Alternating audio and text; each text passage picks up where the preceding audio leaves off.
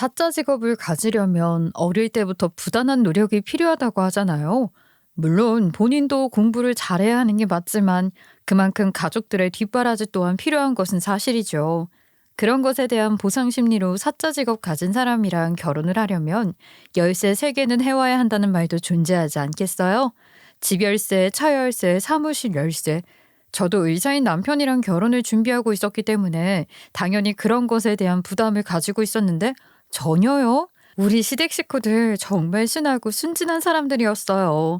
남편이 인턴을 달았을 때 결혼을 하게 되었는데 제가 결혼 준비를 하면서 금전적인 부담을 가지고 있다는 사실을 알게 되자 시어머니가 쿨하게 말을 하더라고요. 의사가 뭐 별거야. 남들 가진 직업처럼 자기가 할 수 있는 한 자리 그냥 차지하고 노동하는 거지. 직장인이나 의사나 똑같이 월급 버는 건 마찬가지인데 뭐 한다고 그런 부담을 가지고 있어. 남들보다 조금 더 공부하고 노력하면 아무나 다 할 수 있는 직업인 거야. 그러니까 부담 갖지 말어. 그렇게 말을 하면서 손을 휘휘 줬는데 왜 연예인 원빈네 아버지가 그랬다면서요. 우리 아들이 뭐가 잘생겼냐고. 더 잘생긴 사람이 연기자 하는 거지. 우리 아들은 평범하게 생겨서 그런 거 하는 거 아니라고 했다고. 약간 그런 느낌을 받았다고나 할까요?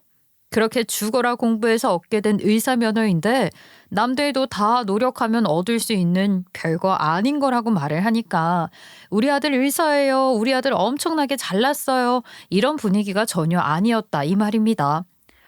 그래도요 어머님. 제가 사실 부담이 되는 건 어쩔 수 없는 일인 것 같아요. 의사 와이프가 되는 건데 저도 뭐 좋은 회사를 다니고 있는 것도 아니고 얘는 둘이 좋아서 결혼하는 건데 직업이 무슨 상관이야. 거기다가 대학병원 인턴 월급이 뭐 얼마나 되겠어.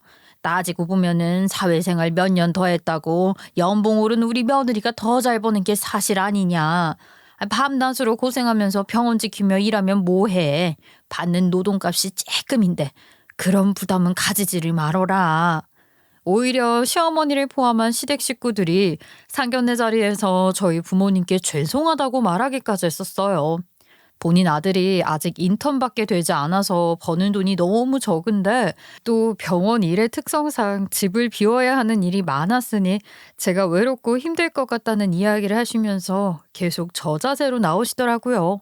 솔직히 저라면 의사들 가진 유세를 떨고 싶었을 텐데 우리 시댁 식구들은 직업이라는 게 사람을 좌지우지하는 게 아니라고 생각을 하시는구나 싶어서 참 좋은 사람들과 가족이라는 인연을 맺게 되었다 하고 생각을 했죠. 저희 아들이 의사면 뭐합니까? 한 달에 뭐 몇천만 원을 벌어오는 것도 아닐 뿐더러 일은 너무 바빠서 당직이다, 야근이다, 응급이다. 하루 종일 병원에 묶여 있어야 하는 신세인데 그 드라마에 나오는 여유 있는 의사들이랑은 또 전혀 다르다 아닙니까? 저는 우리 며느리가 혼자서 외로울까 그게 걱정입니다. 저희 딸도 퇴근하고 집에 돌아오면 녹초가 되어서 사실 잠자느라 외로울 틈도 못 느낄지도 모릅니다. 사위가 얼마나 대단합니까? 생명을 살리는 직업을 가지고 있으니 당연히 남들보다 바쁘게 시간을 쪼개서 써야 하는 법이지요. 그거 하나 이해 못할 가족이 어디 있습니까? 그래도 너무 죄송합니다. 우리 아들이 돈 잘 번다 생각하셨을 텐데 대학병원 월급이라는 게 짜도 너무 짜더라고요. 형편이 제대로 갖춰지지 못한 상태로 결혼을 시키게 되어서 참으로 면모가 없습니다. 저희 집안이 넉넉하기라도 했으면 몰라도 아들 하나 장가 겨우 보낼 사정이니 모쪼록 우리 아들 예쁘게 봐주셨으면 좋겠습니다. 이 나이에 억만금을 모아 집 턱턱 사고 결혼할 수 있는 애들이 얼마나 있겠습니까? 다들 부모 도움 받아가며 시작하는 거지요. 남편은 인턴 월급을 모았다지만 너무 티끌만큼밖에 되지 않았기에 저희는 양가의 도움을 받아서 결국 신혼집 전세를 얻게 되었고 결혼을 한 이후에 서로 각자의 직장에서 돈을 벌며 생활을 하면서 살게 되었어요. 저야 뭐 9시에 출근해서 6시에 퇴근을 한다지만 우리 남편은 시도 때도 없이 불려나가야 하더라고요. 집에서 같이 밥을 먹기도 어려울 정도로 일이 바빴어요. 병원 일이라는 게 그렇더라고요. 허구한 날 응급 환자에 야근에 당직에 이렇게 잠도 못 자고 환자들을 살펴야 하니까 나중에는 돈도 많이 버는 거구나 싶었다니까요. 사람을 살리는 일을 하는 거니까 그리고 또 의사라는 자부심이 있으니까 혼자 밥을 먹고 혼자 그 넓은 침대에서 잠이 들어도 견디고 버틸 수 있었어요. 그렇게 몇 년을 함께 지내면서 저희 부부에게도 아이가 생기게 되었고 제가 육아에 전념을 하느라 회사를 그만두게 되었어요. 남편 외벌이에 의존을 하면서 아이를 키우기 시작했는데 참 이상한 일이죠. 순하디 순했던 우리 시어머니가 점점 변하기 시작한 게 아니겠어요? 이게 전부 다 옆집 사는 동재 아줌마라는 사람 때문이었어요. 동재 아줌마가 누구냐? 남편의 동갑내기 친구 동재 씨네 어머니인데 남편이랑 동재 씨 둘 다 항상 전교 1, 2등을 다투던 라이벌 같은 관계였다고 하더라고요. 물론 둘이 으르렁거리는 사이는 아니었고 서로 너 1등 한 번, 나 1등 한 번 하면서 공부하는 방법도 공유하고 성적도 공유하고 꽤 친한 사이였다고 하더라고요. 그래서 그런지 엄마들끼리도 서로 친하게 지냈다고 했어요. 물론 약간 내적으로 그런 거 있잖아요. 라이벌 관계였으니까 은연중에 내 아들이 더 잘났네 하면서 으스대는 거요. 동재가 이번에 2등 했겠네. 우리 준수가 이번에 1등 자리 떡하니 차지하고 돌아왔으니 혹시 동재 성적 더 떨어진 건 아니지? 내가 걱정이 되어서. 2등 했지 뭐. 원래 준수랑 동재랑 서로 엎치락뒤치락 하잖아. 지난번에 우리 동재가 1등 했으니까 이번에는 준수한테 양보해줘야 하지 않겠어? 그래야 둘이 서로 질투하는 거 없이 친하게 잘 지내는 거지?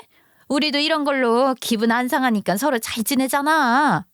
웃는 얼굴로 속에서는 서로 내 아들이 더 잘났는데 무슨 하면서 지냈던 거죠. 근데 글쎄 동재 씨가 삼수를 하면서 의대를 가게 되었는데 우리 남편은 떡하니 한 방에 붙었거든요. 그때부터 동재 아줌마와 시모 사이에서 묘한 차이가 생기기 시작한 거죠. 게다가 동재 씨가 늦게 의사가 된 마당에 노총각이 될 때까지 결혼도 못했단 말이에요. 그러니 우리 시어머니는 속에서 축제가 일어나게 된 거죠. 확실히 우리 아들이 더 잘난 게 틀림없다 하면서 은근히 동재 아줌마한테 어깨 쫙 펴고 기사라서 이야기를 하곤 했었는데 이게 반전이 일어나게 된 거예요. 아니 동재는 아직도 장가를 못 가서 어쩐담. 우리 며느리는 손주까지 떡하니 낳았는데 이러다가 동재 엄마 손주 얼굴도 못 보고 가는 거 아니야? 아니 어디 한번 내가 손자리라도 주워내봐. 우리 며느리 친구들 중에 괜찮은 사람 하나 소개해달라고 해.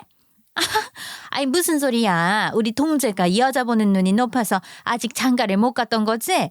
의사식이나 되어서 아무나 붙잡고 결혼하면 되겠어? 우리 동재 이번에 결혼해. 나이 40까지 장가 못 가서 소가리를 했던 것도 사실이긴 한데 이런 기똥찬 며느리 얻으려고 마음고생했던가 봐. 아니 동재가 결혼을 하게 되었다는 소리야? 거기다가 기똥찬 며느리라고? 자고로 며느리들은 시어미 말 잘 듣고 내조 잘하고 아이 잘 낳아서 잘 키우면 장땡이지. 얼마나 싹싹한지 몰라. 거기다가 말이야 가부집 딸이라니까. 결혼 날짜 잡았는데 벌써부터 강남에 피부과랑 다이어트 전문 병원 내준다고 계약까지 떡하니 해주더라니까. 아유 우리 동재 이제 돈방석에 앉는 건 시간 문제지. 우리 동재가 눈 하나는 기가 막히게 높았던 거야. 그것도 모르고 내가 그동안 결혼하라고 잔소리를 했으니 미안할 정도지 뭐. 강남에 피부과랑 다이어트 병원을 내준다고 계약을 했다고? 아니 결혼 전부터 줄 거 다 줘버리면 나중에 어쩌려고 그런다냐. 그 집안에 돈이 화수분처럼 쌓여 있다는데 뭐 의사 사위였게 되었다고 우리한테 고맙다면서 선물도 엄청 보내는데 내가 몸둘 바를 모르겠다니까. 며느리 대래가 얼마나 싹싹한지 택배로 보내도 될 선물들을 죄다 직접 들고 찾아와서 밥까지 사주고 간다니까. 내가 복 받았지. 그때부터였어요. 우리 시어머니가 동재 씨네 와이프랑 저랑 은근히 비교를 해대면서 저에게 돌멩이 던졌던 걸 바위 던지면서 시집살이를 시키기 시작한 것이죠. 뭐만 하면 동재네 와이프는 하면서 비교를 하고 저를 무시하는데 처음에는 배가 아파서 그런가 보다 하고 넘어갔었지만 점점 심해지니까 저도 어떻게 받아쳐야 될지 모르겠더라고요. 처음에는 순하디 순한 시어머니였기에 저도 웃으면서 네 하고 잘 따랐었는데 시집살이가 시작된 이후부터 저나 시어머니나 눈만 마주치면 서로 으르렁거리기 바빴죠. 그렇게 동재 씨가 결혼을 한 이후 4년이라는 시간을 더 보내고 저랑 남편이 결혼을 한 지 9년 차가 되었을 때 우리 아이도 초등학생이 되었고 저도 44살이 되었죠. 근데 아이를 어느 정도 키우고 나니까 이상하게 몸이 근질근질 하더라고요. 아이가 어릴 땐 하루 종일 아이를 돌보느라 정신이 없었는데 초등학생이 되니까 학원들도 다니게 되고 학교 생활하면서 저에게 생긴 여유 시간이 꽤 길어졌어요. 그러니까 저도 다른 사람들처럼 사회생활이라는 게 하고 싶어지고 저도 제 돈을 벌어서 저를 위해서 쓰고 싶다는 생각이 들더라고요. 게다가 아이를 낳고 산 사람들은 대부분 다 이해를 해주실 텐데 아이를 낳은 이후부터 만나는 사람들이 제 친구가 아니라 보통은 아이 친구 엄마들이랑 친하게 지내게 되잖아요. 만나서 제 이야기를 한다기보단 늘 아이 이야기만 하게 되고 점점 저를 위한 친구도 사라지고 제 삶이 사라지는 느낌도 들었거든요. 저는 그게 싫더라고요. 오로지 저를 위한 사람을 마주하고 싶다는 생각을 하게 되었죠. 그래서 사회생활을 하고 싶다는 생각이 들었어요. 여보, 내가 집에서만 애만 키우고 시간을 보내니까 점점 사회성도 떨어지는 것 같고, 이제는 나도 나를 위해 돈을 벌어서 생활비에 국한되지 않은 돈을 쓰고 싶어. 점점 더 아이에게 들어가는 돈도 많아질 텐데, 내가 사회생활을 하면 괜찮지 않을까?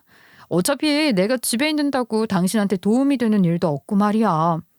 그래, 당신이 사회생활을 하고 싶으면 그렇게 해. 나쁘지 않지 뭐. 한 살이라도 젊을 때 하고 싶은 거 다 해보는 것도 좋지. 나도 이제는 병원에서 자리를 잘 잡았으니까 아니 사실 예전에 비해서 힘든 일도 많이 없고 그래서 뭐 해보고 싶은 게 있는 거야? 직장에 다시 취직을 해보려고? 지금 나이에는 좀 힘들지 않나? 취업을 해볼까도 생각을 했는데 내가 경력도 길지 않고 너무 오랜 시간을 쉬어가지고 힘들 것 같더라. 그래서 말인데 내가 아웃도어 매장을 내는 건 어떨까?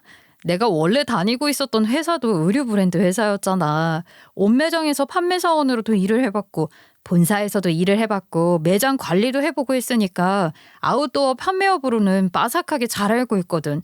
거기다가 예전에 같이 일을 했던 친구들이 도움을 주겠다고 하는데 내가 마다할 이유가 있겠어? 저는 남편의 동의를 받아서 아웃도어 매장을 오픈할 수 있었어요. 근데 글쎄 제가 매장을 오픈하고 나니까 우리 시어머니가 난리를 치더라고요. 저는 남편이 생활비를 전부 부담하고 있었으니까 오히려 시어머니가 잘했다고 칭찬을 해줄 거라 생각을 했는데 그냥 시어머니는 제가 하는 모든 것이 마음에 안 드는 눈치였어요. 의사 마누라가 지금 뭘 한다고? 아우도 매장? 예, 너 지금 우리 아들 얼굴에 먹칠이라도 할 셈이야? 세상에 의사 마누라가 내조를 할 생각을 해야지. 어떻게 매장을 내서 일을 하겠다는 생각을 할 수가 있어. 우리 아들 어디 가서 호라비 소리 듣게 만들 생각이냐? 아유, 제가 일을 하는데 왜 남편이 호라비 소리를 들어요? 어머님, 그건 억지죠.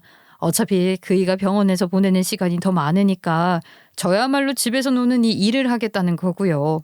이게 내주 아니겠어요? 제 매장을 차리면 남편이 급하게 저를 찾을 때 문 닫고 남편에게 달려갈 수도 있고요. 직원도 들 거예요. 아유, 아주 그냥 네 말이 다 맞고 옳지. 어디 한번 잘해봐라. 쫄딱 망해봐야 정신을 차리지. 시어머니가 저주라도 걸었을까요? 매장을 오픈하고 처음에는 정말 제 매장에 팔이 하나 없을 정도로 손님이 없었어요. 그런데 또 7점8기가 제 인생 모토거든요. 그냥 매장 구경하러 오는 사람들한테 말을 걸기도 하고 옆가게 아줌마들이랑도 친하게 지내고 거기다가 손님을 끌어모으는 재주가 있는 건지 날이 지나면 지날수록 장사가 잘 되기 시작했어요. 어느 정도 안정권에 들어갔다 생각을 했는데 제가 아웃도어 매장을 고르는 게 아니었나 봐요. 우리 시부모님 취미가 글쎄 등산이었던 걸 생각 못했던 거죠. 아이 글쎄 시어머니가 제 매장에 허구한 날 와서는 뭐 좋은 게 있나 없나 살피는 게 아니겠어요? 마치 먹이를 찾는 하이에나 같은 모양새로요. 시어머니 친구들도 산악 동호회를 하면서 같이 산을 타는 친구들이었는데 맨날 제 매장에 와서는 불량인 물건 없니? 옷 하나만 그냥 주면 안 되니? 직원들 입는 거 남은 거 없니? 하면서 살펴보는 거예요. 하루는 출근을 해서 직원이랑 특가 상품으로 나오는 매대들을 정리하고 매출을 확인하고 있는데 시어머니가 친구들을 끌고 매장에 방문을 하셨더라고요. 근데 어디서 본 것 같다 싶었더니만 제가 둘째를 낳아서 아파 죽겠는데 병문안 왔다고 찾아와서는 산악동호회에 가입하라는 이야기만 잔뜩 늘어놓고 갔었던 시어머니의 친구들이었어요. 다들 출산해 보셨으면 아시잖아요. 출산하고 나면 힘들어서 아무것도 못한다는 거요. 거기다가 제가 제왕절개를 했거든요. 소변줄 꽂아놓고 들어 누워서 통증에 시달리고 있는데 거기를 찾아와서는 산악동호회 이야기만 잔뜩 늘어놓고 가셨다고요. 어머, 우리 구면이지. 예전에 둘째 나왔다고 했을 때 내가 찾아가서 응원도 해주고 그랬었잖아. 이렇게 아웃도어 매장을 열었다니. 의사 남편씩이나 있는 며느리가 왜 장사하냐고 물어봤더니만 다 시어머니가 등산 좋아해서 열게 된 거라며. 미자 언니가 자랑 엄청나게 하더라. 아우, 매장에 직원도 있고 아니 여유가 좀 있지 않아? 시간 날 때 우리 같이 등산이나 한번 가자니까. 내가 우리 미자 언니네 며느리가 타주는 커피도 한 잔 마셔봐야지. 예, 오셨어요? 천천히 구경하시고 마음에 드시는 제품 있으면 전화 직원 불러주세요. 저희 매장은 취식 금지라 커피는 안 되겠네요.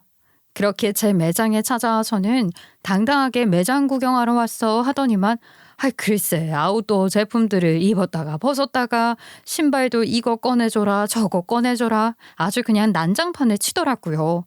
오죽하면 우리 직원이 이거 다 언제 정리하냐는 눈빛으로 저를 바라보았어요. 어찌나 민망하던지.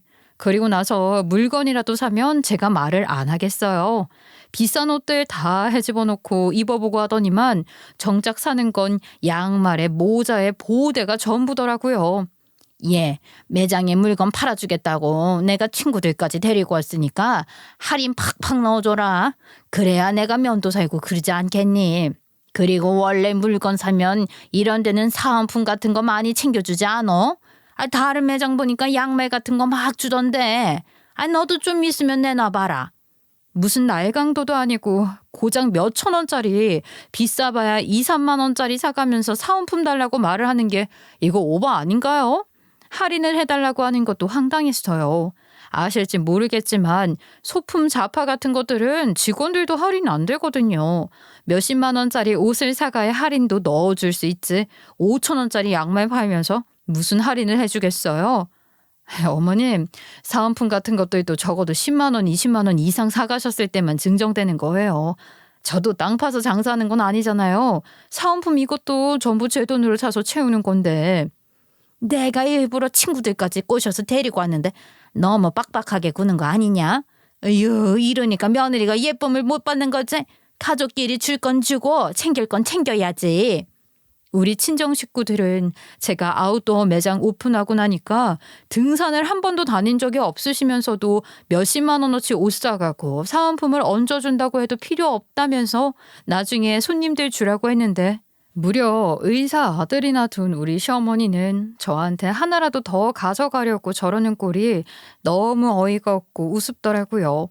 근데 진짜 진상은 지금부터가 시작이었어요.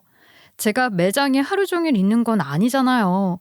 저도 일을 봐야 할 때가 있고 본사를 가야 할 때도 있으니까 일이 있어서 이틀 연속으로 쉬었는데 3일째 출근을 하니까 직원이 저에게 쪼르르 오더라고요. 점장님, 드릴 말씀이 있는데요. 저도 난감해서 이걸 어떻게 말씀을 드려야 할지 모르겠어요. 솔직하게 그냥 있는 그대로 말할게요. 뭔데 이렇게 무게를 잡고 말을 하고 그래? 왜? 손님한테 돈 계산 잘못했어? 아니요. 그 점장님 가족분이신 것 같은데 시어머니 분 있으시잖아요. 그분이 옷을 하나 사가셨는데 다음날 바로 반품을 하셨거든요. 우리 어머님이 매장에 오셨었어? 아니, 왜 오셔도 내가 없을 때 오셨지? 그냥 반품해 드렸지? 잘했어. 점장님 시어머니라고 박박 우기시니까 해드리긴 했는데 옷 상태가 좀 많이 안 좋아요. 퇴근 그대로 붙어 있는데 아무래도 옷을 입고 바깥에 나가셨던 것 같거든요. 그 말에 놀래서 옷 상태 확인 좀 하자고 직원에게 가지고 오라고 했는데 옷에서 글쎄 쉰내가 나는 게 아니겠어요? 꾸깃꾸깃하고 택만 그대로 붙어있지 옷이 딱 봐도 입었던 상태인 거예요. 그러니까 옷을 사서 바로 등산 갈 때 입으시고는 등산 갔다 오자마자 그대로 환불을 때린 겁니다. 제가 본사에 일이 있어서 이틀간 결근을 한다는 사실을 알고 일부러 한 행동이었던 거예요. 옷에서 신내가 나는데 누가 그걸 모를 수가 있겠어요. 거기다가 흙 같은 것도 묻어 있었고 그랬어요. 이런 건 반품받으면 안 되는 건데 안 된다고 말을 했는데도 박박 우기니까 어쩔 수 없이 해줬겠지. 내가 우리 어머님한테 가서 잘 말할게. 다음부터는 이런 일 없도록. 난감했을 텐데 정말 고생 많았어. 저도 안 된다고 말씀을 드리긴 했는데 점장님 시어머니라고 하시면서 해줘도 된다고 했다고 하는데 어쩔 수 없었어요. 죄송합니다. 직원이 저한테 사과를 하는데 이게 왜 직원 잘못이겠어요? 저는 그날 그 신내나는 옷을 챙겨 들고는 퇴근하자마자 시댁으로 갔죠. 아무 일도 없었던 것처럼 시어머니가 문을 열어주길래 그 발 앞으로 냅다 시어머니가 환불하고 간 옷을 던졌어요. 너는 인사도 하기 전에 이게 무슨 짓이야? 아주 내 앞으로 물건을 집어던지고 며느리가 잘하는 짓이다. 어머님, 이게 뭔지 아시죠?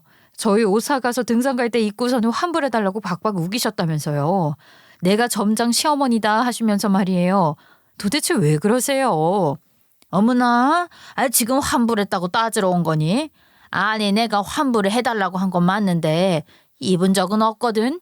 어디서 생사람을 잡고 있어. 그 직원 진짜 웃기네. 지가 옷 관리를 잘했으면 내가 환불을 왜 해? 애초에 옷 상태가 별로라서 환불한 거야. 너네는 나한테 바가지 씌우고 매출 올리려고 일부러 이러는 거 아니야? 어머님이 옷 상태를 직접 확인해 보세요. 옷 표면에 상처도 있고 신내도 나거든요. 누가 봐도 산타일 때 입었던 옷인데 왜 발뺌을 하고 그러세요? 택만 붙어 있으면 다 환불 가능한 줄 아세요? 이거 결제하게 빨리 카드를 주시던가 현금을 주시던가. 이 옷 사가시라고요. 원래부터 이랬었다니까. 싫어? 멋져? 그리고 소비자 보호법인지 뭔지에 의거해서 2주 이내로 환불되는 거 아니냐? 내가 정당하게 환불한 건데 왜 이걸 사라고 그래? 그건 안 입었을 때나 환불 가능한 거고요. 이거 입고 산타 하셨잖아요. 그래요. 그러면 어머님 친구들한테 제가 물어봐요. 산타할 때 이 옷 입었나 안 입었나? 사진 보내달라고 한번 해봐요. 그 말에 친구들에게 알려진 건 쪽팔렸는지 뭔지 씩씩거리면서 저한테 계좌로 입금을 해주시더라고요. 저는 그 옷 시댁에다가 던져두고 그냥 집으로 와버렸죠. 빨아서 입든 어쩌든 돈 주고 사간 옷이니까요. 그 뒤부터는 이제 별일 없겠구나 싶었는데 시어머니의 악행도 점점 진화를 하는 것 같더라고요. 세상에 어떻게 며느리 골탕을 먹이려고 이런 생각을 할 수 있는 건지. 그렇게 한 달이라는 시간이 지난 뒤에 제가 쉬는 날 시어머니가 또 와서 옷을 사갔다가 환불을 했다고 직원이 말을 하더라고요.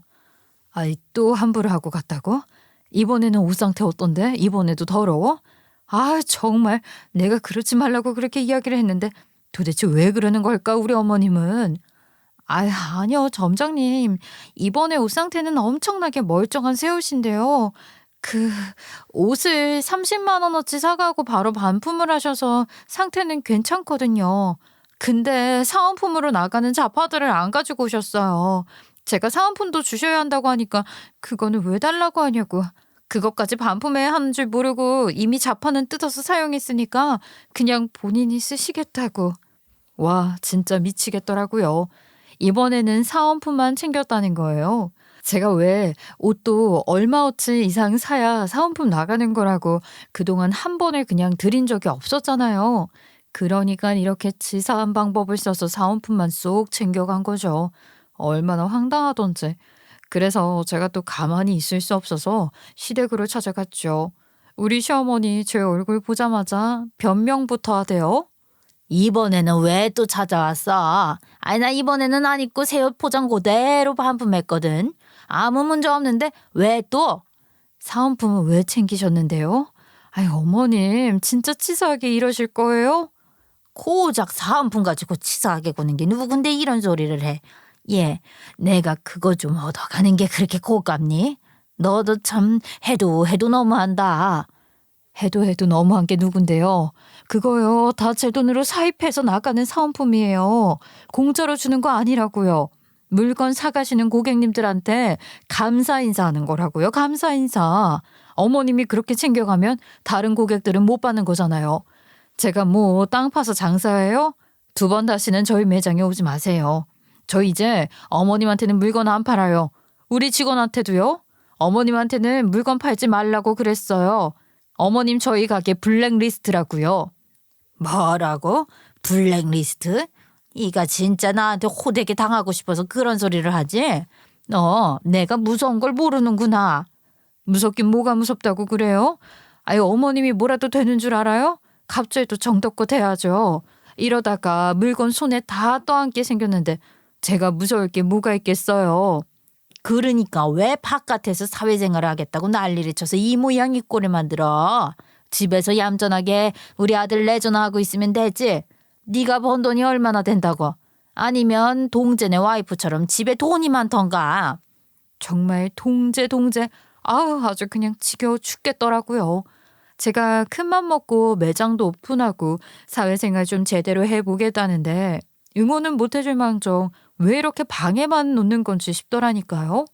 처음에는 뭐 의사 아들이 대수냐 아무나 노력하면 할 수 있는 거다 하더니만 이제는 남의 와이프랑 비교해대면서 제가 부족한 사람이라고 말을 하는 게 웃기잖아요. 집에 있으면 의사 남편 둬서 돈 펑펑 쓰고 호의호식한다고 하고 밖에서 일을 하면서 돈 벌고 있으니까 이제는 내조를 안 하냐고 뭐라고 하고 저보고 어느 장단에 춤을 추라는 이야기예요. 아이고 집안 시끄럽다 진짜. 아휴 제발 이제 그만들 좀 했으면 좋겠는데. 아니 당신은 며느리 기강 잡아서 어디다 쓸 거야? 어? 요즘이 뭐 그런 세상이야? 이제는 우리도 며느리 눈치 보면서 살아야 하는 시대야. 예전처럼 며느리가 시부모 말에 무조건 알겠습니다 하는 시대가 아니라고. 그리고 며느리 너도 그렇다. 그 사은품 좀 미리미리 챙겨주고 했으면 이 옆편 내가 그런 짓까지 하겠어? 너도 고개를 숙일 땐 숙일 줄 알아야지. 아이 너무 대드는 것도 보기 안 좋다. 갑자기 등장한 시아버지 때문에 찍소리도 못했죠. 사실 분위기가 많이 과열되긴 했으니까요. 제가 뭐 어쩌겠어요. 그냥 알겠습니다 하고 나왔죠. 근데 예상치 못한 문제가 터지기 시작했어요. 제가 일을 하고 있었으니까 아이를 보통 태권도 학원에 맡겨두었단 말입니다. 미술학원, 피아노학원, 태권도 학원 이렇게 세 가지 학원을 보내고 있었는데 태권도 학원이 차량 운행을 하고 있었거든요. 그러니까 이제 아이가 차를 타고 다른 학원들을 옮겨 다니고 집에 돌아왔는데 학교에서 청소를 하다가 조금 늦게 나오는 바람에 태권도 학원 차량을 탑승하지 못한 거예요.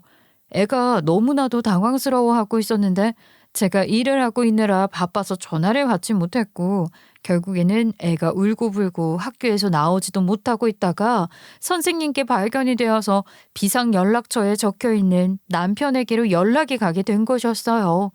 남편도 병원에 있었으니까 당장 학교로 갈 수 없어서 시어머니에게 연락을 하게 되었고 시어머니는 마침 잘 걸렸다 이렇게 된 거죠. 너 말이야. 밖에 나가서 그깟 푼돈 좀 벌어온답시고 소중한 우리 첫째 손주를 이렇게 버려놔도 되는 거야?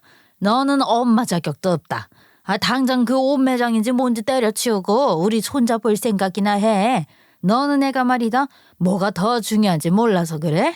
우리 아들 피를 이어받았으면 얼마나 똑똑하겠니? 어릴 때부터 엄마가 케어를 해줘야지만 애가 제대로 성장하는 법이지. 근데 그 시기가 언제쯤이었냐? 제가 아웃도어 매장을 운영하면서 매출이 완전 극상승세를 찍어서 돈을 어느 정도 벌기 시작한 시점이었다 이 말입니다. 이게 또 아웃도어 매장을 가보셨으면 알겠지만 옷 하나의 가격이 한두 푼 하는 게 아니니까 월 매출이 어마어마하게 나오기 시작했거든요. 사람들이 와서 옷 한 벌 사가다 보면 신발도 사게 되고 등산 가방이라든지 용품 같은 것도 사가게 되니까 단골도 많이 생겼고요. 매장 운영을 하면서 돈 버는 재미를 느끼고 있었는데 집에서 아이나 보라고 일을 그만두라고 하니까 슬슬 짜증이 나기 시작하더라고요. 어머님, 제가 푼돈을 번다고요? 저희 요즘 월 매출 억 단위 찍어요. 그리고 어머님이 동재 씨네 처가가 부자라서 부럽다고 했었잖아요. 제가 돈이라도 벌어야 나중에 남편 개원이라도 시키지 않겠어요? 제가 무직으로 있으면 대출도 안 나오고요. 남편 개원하려면 돈 많이 필요할 텐데 이거 제가 다 내줘하려고 하는 거라니까요. 월 매출이 억 단위라고? 아니 그러면은 마진 남는 게 20%라고 해도 2천만 원씩 번데 이거냐? 매장 운영비에 직원 월급 떼줘도 남는 게 얼마야? 제가 일 열심히 해서 우리 남편 편안하게 진료 볼 수 있는 환경 만들어주려고 하는데 왜 그러세요? 어머님이 그이 병원 개원해 주실 것도 아니고 제가 열심히 벌어서 내줘해야겠죠. 그 뒤로 시어머니가 잔소리 좀 덜 하더라고요. 아무래도 남편 개원시켜주려고 돈 번다고 하니까 그런 듯 했어요. 얼마나 속이 빤히 보이는 처사인지. 아무튼 아이들은 같은 일이 반복되면 안 되니까 등하원 도우미를 쓰기 시작했어요. 그렇게 2년이라는 시간이 지나는 사이에 제 매장은 소위 말하는 대박이 났어요. 진짜 돈을 긁어 모으는 수준이라고 해야 하나요? 아웃도어 붐이 다시 일어서게 되면서 매출이 그냥 가만히 숨만 쉬어도 억대로 찍히는 거예요. 예전에는 월 매출이었던 게 저희 열흘 만에 찍을 정도로 매출이 쑥쑥 올랐죠. 돈방석에 앉는 것 마냥 돈이 제 엉덩이 밑으로 쌓이더라고요. 그만큼 저는 직원들에게도 잘해줘야 하고 월급도 올려주고 나름의 복지도 챙겨주고 그랬어요. 하지만 일이 바빠질수록 아이를 챙길 시간이 부족해졌고 틈을 내서 아이를 챙기니까 남편이랑은 정말 대화 하나 나눌 시간이 없더라고요. 맞벌이 부부들 대부분 대화 나눌 시간에 잠을 좀 더 자자 한다긴 하지만 남편이나 저나 직업의 특성상 남편이 쉬는 날에 저는 출근을 해야 했고 남편이 야근하고 들어오고 그러면 저는 일이 피곤해서 잠에 들어버렸고 매일 그런 엇나가는 일상이 반복되었어요. 우리 남편도 병원에서 오래 일을 했으니까 나름의 자리를 잡긴 했는데 교수 자리에 올라가고 싶은 욕망이 있는 사람이라서 그런 건지 당직에 야근에 출장에 엄청나게 바쁘게 살았고요. 전 정말 남편이 요즘 무슨 일이 있는지 뭘 입고 나갔는지 아무것도 모를 정도로 그냥 서로 소원해졌고 대화도 없었고 문자로 간단하게 용건만 나누는 게 전부였어요. 오늘 집에 들어간다 안 들어간다 밥 준비하냐 마냐 이런 대화가 끝이었다니까요. 누가 보면 이혼한 부부인 줄 알겠더라고요. 거의 남편이랑 하우스메이트로 사는 거나 다름없었어요. 하지만 좋은 점도 있었어요. 서로 부딪힐 일이 없으니까 싸울 일도 없었죠. 하루는 정말 남편 쉬는 날하고 제가 쉬는 날이 딱 들어맞게 되었는데 사실 제가 출근을 해야 하는 날인데 몸살이 왔나 보더라고요. 아침부터 으슬으슬하니 근육통이 있는 것처럼 몸이 너무 아픈 거예요. 정말 손 하나 까딱하기 힘들 정도로 몸이 축축 처지게 아파서 낑낑거리면서 알아 누워 있는데 우리 남편이 의사인데도 불구하고 저한테 약 하나를 안 가져다 주는 거 있죠. 여보, 저기 찬장에 보면 비상약들 모아둔 거 있거든. 거기서 나 감기 몸살약 하나만 꺼내줘. 아, 나 진짜 꼼짝도 못하겠어. 어차피 약국에서 파는 약은 소용없어. 그냥 병원 가서 진료받고 약 받아오는 게 낫지. 주사 한 방 맞고 그거 열 나는 것도 링거 한 대 맞으면 싹 내려가니까 병원 갔다 와. 지금 침대에서 일어나지도 못하겠는데 어떻게 병원을 가. 당신 의사잖아. 환자가 눈앞에 있는데 어떻게 내내 휴대폰만 보고 있어. 나 지금 집에서 쉬고 있잖아. 아, 병원도 아닌데 내가 어떻게 처방을 내려. 집 앞에 내과 있잖아. 가서 약 달라고 그래. 독감일지도 모르니까 애들 근처에는 가지도 말고. 휴대폰 쳐다보면서 시큰둥하게 말을 하는데 저기 남편인지 원수인지 결국 병원에 가려고 대충 고양이 세수하고 양치하고 나왔어요. 제가 겉옷을 입자 남편도 갑자기 약속이 있다면서 씻으러 가길래 너무나 서운했죠. 제가 아파서 낑낑거리고 있는데 빈말이라도 병원 같이 가자고 말도 안 해주고 말이에요. 서운해서 그러고 있는데 씻으러 간 남편의 휴대폰이 거실에서 요란스럽게 울리는데 정 교수님 이렇게 쓰여 있는 거예요. 병원에서 온 급한 전화일 것 같아서 제가 대신 받아서 여보세요 하려고 하는데 어떤 여자가 먼저 말을 하더라고요. 자기야, 그래서 어디로 나오라고? 집 앞으로 온다는 거야? 아니면 우리가 자주 가는 호텔에서 보자는 거야? 아, 나 그럼 지금 준비한다. 순간 제가 너무 놀라서 당신 누구세요? 이랬더니만 전화를 뚝 끊는 게 아니겠어요? 저는 본능이 시키는 대로 황급히 그 여자의 번호부터 제 휴대폰에 저장을 했고 남편이 아무것도 모르고 씻는 동안 남편의 휴대폰을 뒤졌는데 이 인간 숨길 생각도 없었는지 사진부터 시작해서 문자, 통화 목록 전부 그 여자랑 지랄들을 한 내용들이더라고요. 갑자기 감기 몸살에 걸렸다는 것도 까먹을 만큼 정신이 쏙 빠지는 충격을 먹게 되었죠. 씻고 나온 남편이 제가 본인의 휴대폰을 보고 있으니까 난리가 난 거예요. 아니 남의 휴대폰을 왜 허락도 없이 뒤지고 있어? 너 이게 뭐 하는 짓이야? 각자의 프라이버시는 존중해줘야 하는 거 아니야? 당장 내놔. 프라이버시? 나야말로 네가 하는 짓이 뭔지 궁금하다. 네가 말한 프라이버시가 바람이니? 너 지금 내 앞에서 바람 피우고 있는 거야? 남의 휴대폰 몰래 뒤진 주제에 뭘 잘했다고 큰 소리야. 아 그러길래 왜 내 휴대폰을 봐. 떳떳하지 못하게 내가 씻는 동안 몰래. 적반하장도 유부수지. 그러는 너는 떳떳해서 우리 아이들 내버려 두고 바람이나 피우고 있어? 그래. 솔직히 너랑 나랑 무슨 정이 남아있고 사랑이 남아있냐. 아 애들 때문에 어쩔 수 없이 사는 거지. 언제 들키나 마음 졸였는데 이제 속 시원하네. 너랑 사는 거 너무 재미없어. 아 이게 무슨 부부냐. 우리가 같이 잠을 자는 것도 아니고 서로 대화를 많이 하는 것도 아니고. 아 나는 나만 바라보고 내조해 줄 수 있는 여자가 필요하다 이 말이야. 그러면 둘째는 왜 낳았니? 네 애인이 자식은 안 낳아준다니? 빌어먹을 놈아. 네 자손의 번식은 해야겠고 사랑은 딴 년이랑 하고 싶었지? 내가 옷 매장 한다고 했을 때 반대 안 하더니 이제 와서 왜 이래? 그냥 취미로 작게 하는 줄 알았지. 아 이렇게 눈덩이처럼 커질 줄 알았겠어?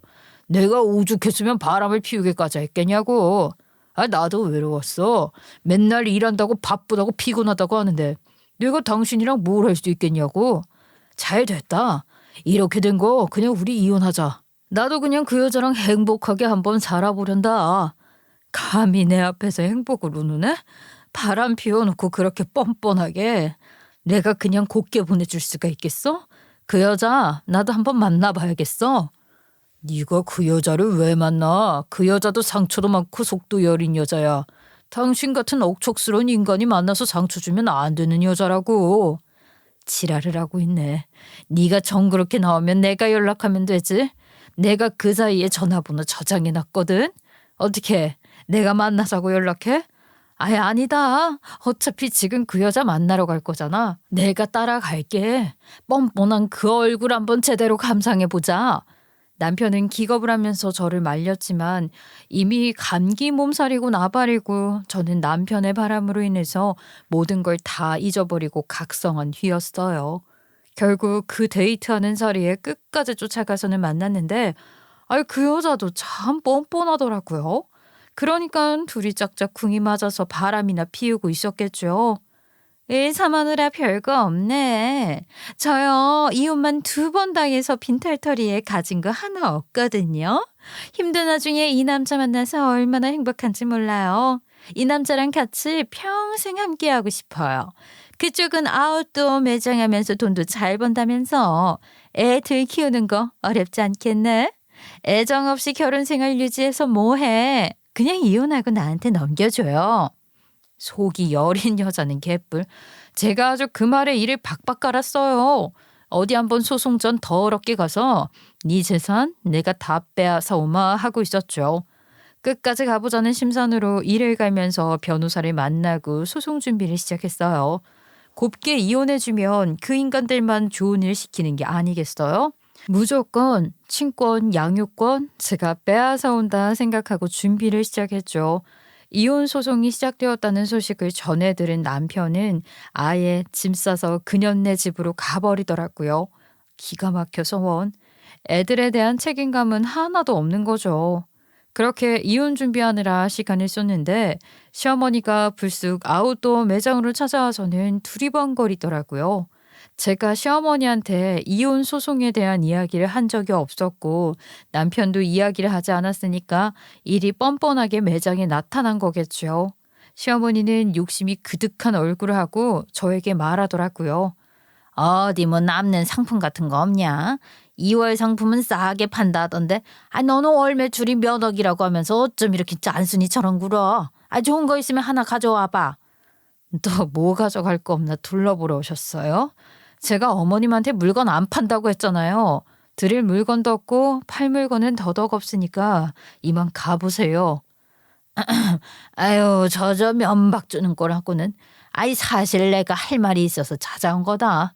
아무 일도 없이 내가 그냥 왔겠니? 좀 앉아봐라.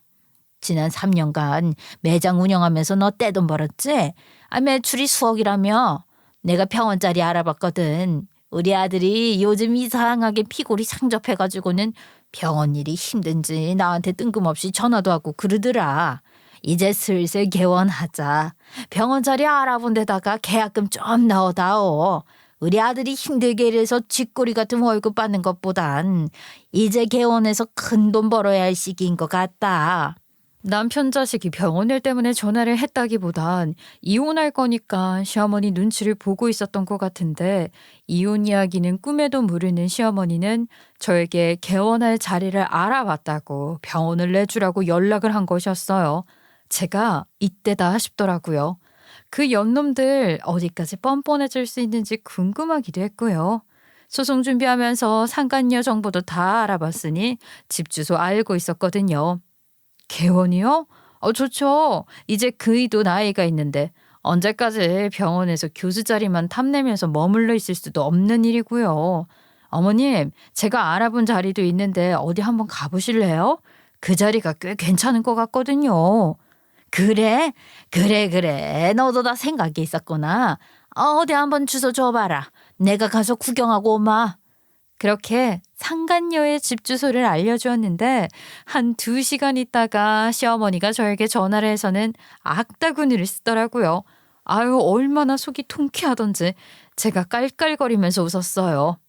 너 이게 뭐야? 아니, 웬 주택들이 가득한 주소를 알려주길래 뭔가 했더니만 너 이거 언제부터 알았어?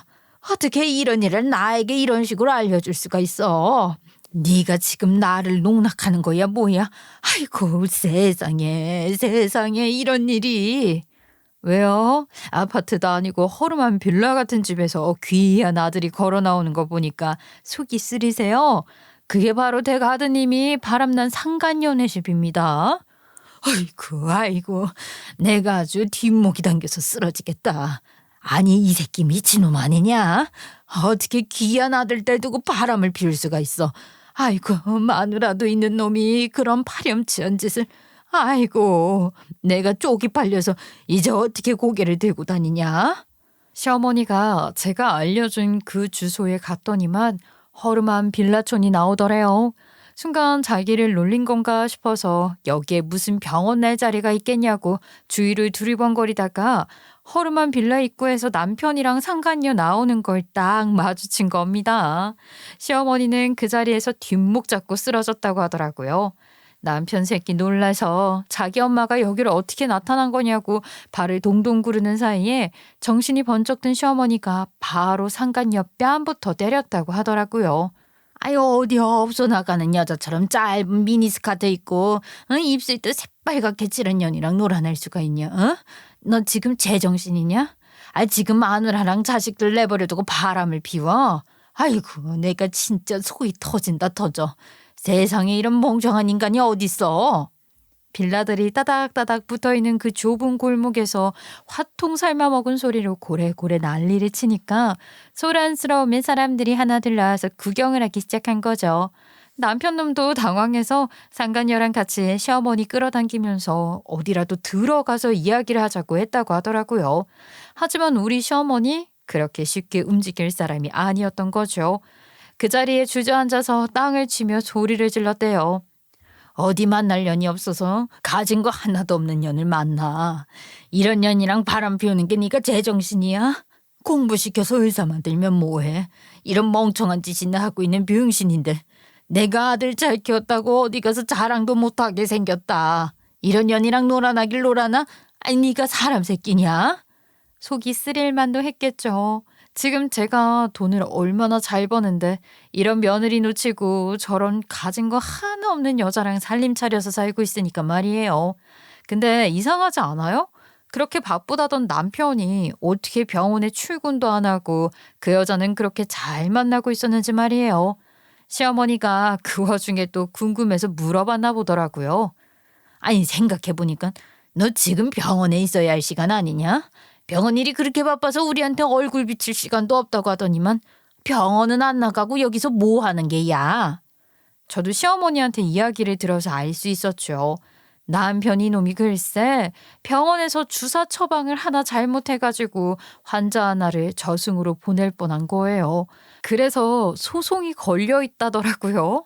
저도 이혼 소송하면서 변호사가 말해줘서 병원에 출근을 하고 있지 않다는 사실은 대충은 알았는데 시어머니가 물어본 덕분에 모든 사건을 다 알게 된 거죠.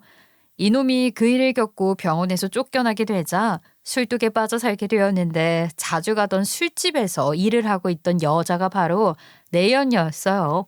같이 술 먹다가 홀라당 넘어가게 된 것이었던 거죠. 둘이 서로 만나게 된 게 6, 7개월밖에 안 됐더라고요. 나 참 기가 막히고 코가 막히는 일이죠. 우리 시어머니는 완전히 눈 뒤집혔고요. 엄마, 진짜 쪽팔리게 길에서 왜 이래요? 그러지 말고 우리 어디 조용한 곳 가서 이야기하자니까요. 동네 사람들 다 나와서 구경하잖아요. 쪽이 팔려? 쪽팔린 거 아는 인간이 바람을 피워. 이 병신 같은 새끼야. 만날 인간이 없어서 고작 술집 여자를 만나고 앉아있냐? 어? 아들놈을 의사로 키우면 뭐하냐? 사고 쳐서 쫓겨나고 세상 물정 하나 모르는 놈인데 아유, 네가 앞으로 뭐 해먹고 살 거야. 의료사고 나낸 놈이. 결국 시어머니 저를 찾아와서는 모든 이야기를 해주면서 빌고 또 빌더라고요. 저는 결혼한 이후에 시어머니가 그렇게 시커멓게 죽은 얼굴로 저를 찾아와서 비는 모습은 또 처음 봤어요. 병원 개원이고 나발이고 우리 아들 사람이나 좀 만들어주라. 너네 이혼 소송한다는 이야기 들었다. 그동안 내가 너무너무 잘못한 것 같아. 며느라가야 우리 아들이 잘난 맛에 시집살이 시키려고 매장 가서 깽판 친 거 다 사과할 테니까 제발 우리 아들 좀 받아주면 안 되겠니? 내가 정말 속이 상해 죽겠다. 이렇게 멍청한 놈인 줄 알았으면 그동안 네 앞에서 으스대는 일도 없었을 게야. 내가 잘못했어. 제발 우리 아들놈 좀 살려주라. 응? 술집 여자를 어떻게 며느리로 맞이하겠니? 어머님, 이미 한 번 바람 피운 놈인데 제가 다시 받아준다고 2번은 안 피우겠어요? 거기다가 이미 세기말 사랑을 하고 있던데 저한테 돌아올 리도 없잖아요. 아니다. 그놈이 지금 가진 게 뭐가 있니? 네가 마음만 다시 잡아주고 내 아들놈 받아만 주면 다 해결되게 내가 만들어 보마. 그리고 동재 와이프의 동자도 안 꺼낼게. 내가 비교를 해댄 것도 사과하마. 그동안 얼마나 스트레스를 받았을꼬. 내 생각이 짧았다. 너도 이렇게 훌륭한 아내이고 며느리였는데 내가 미쳤어. 아주 내가 미쳤어. 노망이라도 난 게 틀림없다. 저는 그 인간 다시 받아줄 마음 없다니까요. 그리고요 어머님, 그 여자가 부자였어도 저한테 이렇게 미안하다고 남편 다시 받아주라고 사과하셨을 거예요? 아니잖아요. 솔직히 술집 여자니까 저한테 사과하는 거잖아요. 어머님, 진짜 속 보여요. 그렇게 살지 마세요. 이미 바람난 놈인데다가 그 여자랑 살겠다고 짐까지 싸서 나간 마당에 제가 뭘 더 어쩌겠어요? 저는 그렇게까지 그 인간이랑 같이 살고 싶은 마음 없어요. 친권 양육권이나 받아서 제가 번 돈으로 우리 애들이나 잘 키우면서 살겠습니다. 그래도 그동안 살았던 시간이 있는데 어쩜 이렇게 단박에 잘라낼 수가 있니? 너 없으면 우리 아들 아무것도 못하는 바보 천치다.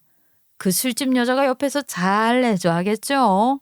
제가 이혼 소송 중이잖아요. 증거가 너무나도 명확한 덕분에 위자료에 재산분할까지 넉넉하게 받을 수 있을 거라고 하던데 제가 왜 이 절호의 기회를 놓치겠어요. 그 인간이 뭐가 예쁘다고 다시 받아주겠냐고요.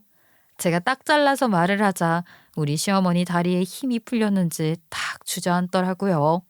바닥을 치면서 자기가 너무 자기 생각만 했다고 저에게 미안하다고 소리를 치면서 울고 불고 난리를 치는데 매장 한복판에서 그러고 있으니까 돌겠더라고요.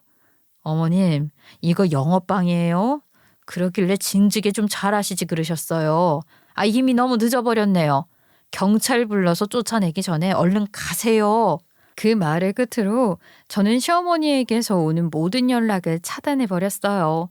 저는 변호사를 통해서 재산 분할은 물론 위자료에 상간녀 위자료까지 다 챙겼고 친권 양육권도 제 품 안으로 들어오게 되었어요. 근데 여기서 대박 웃긴 게 뭔 줄 알아요? 제가 다니던 변호사 사무실이 말이에요. 동재 씨네 병원 위층이었던 거예요. 미우나 고우나 동재 씨랑 얼굴은 알고 있는 사이였거든요. 제가 이혼 전문 변호사 사무실 다니니까 대충 눈치채고는 막 물어보더라고요. 그래서 저도 꿀릴 거 없어서 솔직하게 다 말해줬지요. 동재 씨도 학창 시절에 은근한 라이벌 의식도 있었고 남편에게 성적이 뒤처질 때마다 집에서 잔소리를 엄청나게 들었었대요. 그래서 은근히 마음에 꽁하게 남은 것들이 있었나 봐요. 그 뒤로 시어머니가 동재 아줌마한테 아줌마가 동재 씨한테 전달해준 이야기들이 저에게 들어오게 되었어요. 준수 그 자식, 아이 그 여자랑 결국에는 살림을 차렸다고 하더라고요. 근데 같이 살아보니까 또 영 안 맞는 거지. 둘이 돈 가지고 오지게 싸운다 하더라고요. 준수 그놈 병원에서 쫓겨나고 소송 걸려서 벌금까지 물게 된 거 아시죠? 돈을 그 여자가 다 벌어오는데 바가지 안 긁겠냐고요. 지네 집에다가도 돈 좀 달라고 찾아갔다가 뺨 맞고 쫓겨났다는데요. 시어머니도 제정신이 박힌 사람이라면 바람 피운 아들 자식 챙길 리가 없겠죠. 아주 그냥 이전 시댁에서도 버림받은 것 같더라고요. 그러길래 왜 인간으로서 하면 안 되는 짓을 해서 그런 수모를 다 겪는 건지 인생살이 똑바로 살아야 하는 법이라니까요. 아무튼 저는 간간히 그놈 망해가는 소식 들으면서 제 매장 승승장구 아이들 잘 키우며 살고 있겠습니다. 저의 긴 이야기 들어주셔서 감사합니다.